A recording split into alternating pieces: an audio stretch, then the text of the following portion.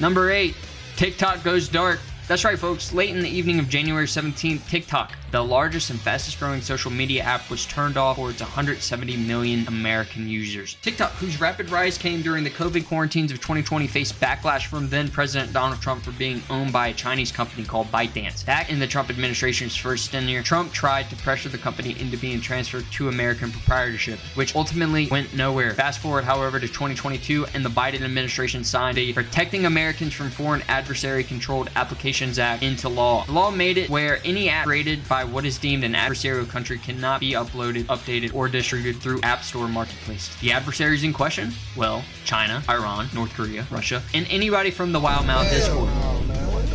It gave ByteDance, a company who is 60% owned by some of the biggest American venture capitalist firms, i.e. BlackRock, Sequoia International, and General Atlantic, an ultimatum. Sell your app to white guy or get banned, dumbass. Most of the U.S. politicians that were opposed to the app remaining in the U.S. argued fiercely that China being able to access Americans' data was just flat out unacceptable. Under no cost, China should not be able to gather our data. It is unethical, and these politicians are just looking out for what's best for you and me. Wait, oh my god, ladies and gentlemen, this just in, I'm getting word that every single American app currently already harvests all our macro data and all our micro data, and it is perfectly legal for these data harvesters to then just sell our information. This is currently happening every single second. Any app you use on your phone is harvesting your data and selling it to data brokers. This means that any fucking country, foreign or friendly, can just bypass the step of having to build an app used by 1/3 of the American population and can just actually legally buy the data themselves. Wow, this is horrible news. It's almost as if these politicians were actually trying to ban the app to limit your ability to think freely. It seems in an attempt to prevent you from making up your own mind and using your God-given First Amendment right to take in whatever rhetoric you would like. They instead proved that there is no such thing. This was never about data harvesting or protecting you from China. The entire time, it was an attempt to get you to fall in line. See, after October 7th, something happened in America which I never thought would be possible, but instead of Americans proudly cheering on Israeli apartheid and genocide as a rational response to the attacks that took place that day, young Americans instead protested the U.S.'s funding and involvement altogether. This took many members of Congress by shock. You see, in America, there's a lobbying firm so powerful that it controls essentially every branch of U.S. politics. If you want to be a successful politician, the one rule you have to follow is to not go against this entity. AIPAC is the pro-Zionist / pro-Israeli state lobby which actively funds political campaigns that speak favorably about Israeli apartheid and fund viciously against politicians that do not. Fun fact, a spry and young President John F. Kennedy and his brother Robert actually tried to get this lobbying firm to be filed under the Foreign Agents Registration Act, FARA, which would have forced any pro-Zionist lobby to register as working on behalf of a foreign government, i.e. Israel. The AZC stalled for time, and a few years later, the DOJ, who was running out of patience, gave the organization 72 hours to respond, which 2 weeks later, October 17, 1963, the DOJ reported that attorneys from the AZC begged the DOJ into not being required to register as a foreign agent. Quote, they offered to provide the required financial disclosures, but that registering as a foreign agent would be so publicized by the American Council on Judaism that it would eventually destroy the Zionist movement as a whole. End quote. The Zionist movement was not popular among a majority percentage of Jewish Americans at this time. Here's a quote from Albert Einstein. We all know what happens next, ladies and gentlemen. 3 weeks after this, John F. Kennedy is assassinated, his brother is assassinated, the whole fucking family essentially kind of just dies off, which 100% is just a coincidence, a big coincidence that helped get the AZC exactly what they wanted,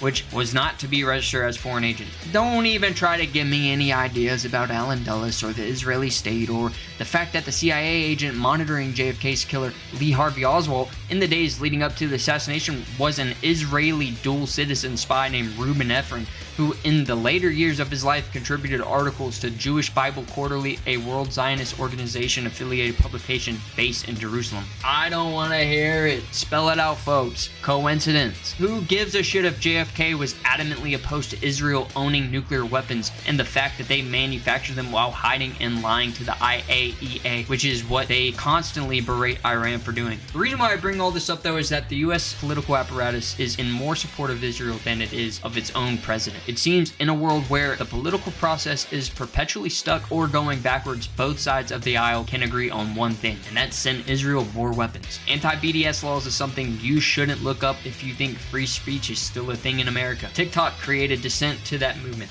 gave people more context to the situation. And for that, the Biden administration forced the app's hand in going away forever. Goodbye, TikTok. It was a fun ride. Holy shit, this just in. It was all performative. It ended up being one gigantic ad for the Trump presidency. How can a political party be this out of touch, ladies and gentlemen? Get cucked, Biden administration. Mike, how did that legislation pass so quickly? If this is correct and there's not a lot of people that understand, somebody understood something. I want to see if you're going to tell the real story.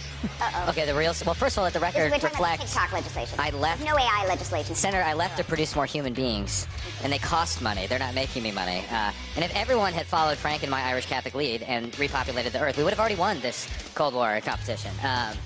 How did it pass so quickly? I know we're running out of time. One, we stole the senator's work, and he did a lot of the, sincerely, a lot of the yeoman's work in drafting an initial bill. We were able to sort of learn from that experience. We refined the approach. We worked with him. We worked with the executive branch. So we had a bipartisan consensus. We had the executive branch, but the bill was still dead until October 7th. The Iranian nuclear program is going to be destroyed. And anyone who gets in the way, it doesn't matter where they are, even if they are politicians in the West, they are going to fall. Because we cannot afford. Shank, final word to you. Did you hear what he just said? He threatened politicians in the West that if they don't agree with Israel's war against Iran, that they're going to fall. And remember, he's an Israeli agent. Are you saying Israel will murder politicians in the West or get rid of them politically through bribery or whatever else? What do you mean the politicians in the West will fall if they don't agree to back Israel's war against Iran? Yeah, we will not vote for them anymore. Oh, no, well, you don't vote for them now. You're not in our country. What do you mean the politicians will fall? We live in democracy, and we have the right to bring them up and to bring them down.